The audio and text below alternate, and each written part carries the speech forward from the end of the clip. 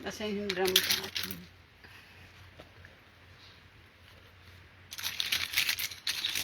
Meron po tayong mga bisitang love bugs. Ayan po sila. Sobrang dami.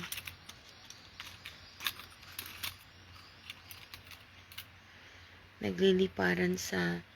Actually, the time right now is... Time check. It's 5:30 in the afternoon. And kung titignan po natin, nagdumi na sila dito. Ang dami po nila dito.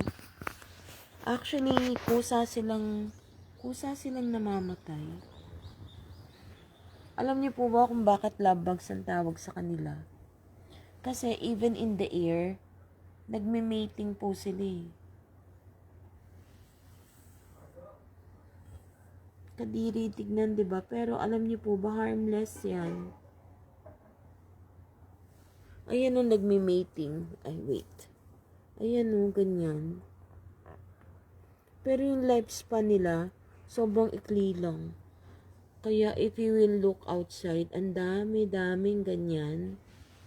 Actually, kalilinis ko lang nitong bintana. Dinamihan nila. Naawa kong sprayan ng insecticide. Nakakaawa. Dami nito. Pero nothing to worry about because hindi sila harmful. May mga naitutulong sila with regards sa mga halaman, sa mga pananim.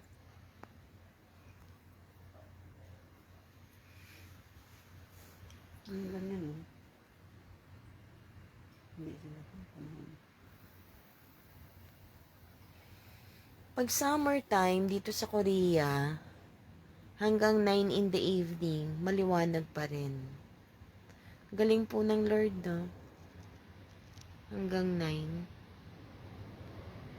7 o'clock, maliwanag pa rin. Sobrang dami nila.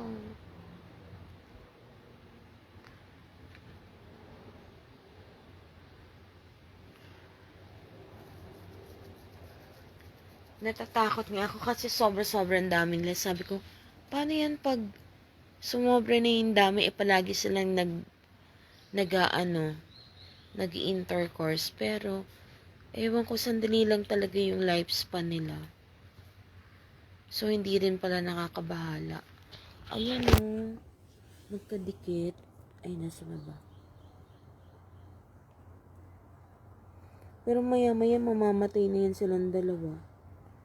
Dalawa yan eh.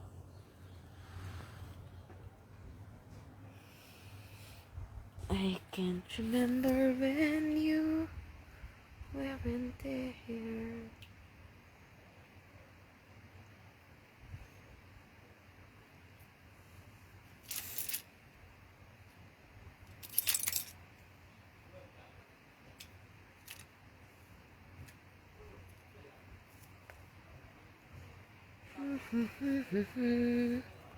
For no one else but you. Naka-close naman yung bintana, pero nakakapasok pa rin sila.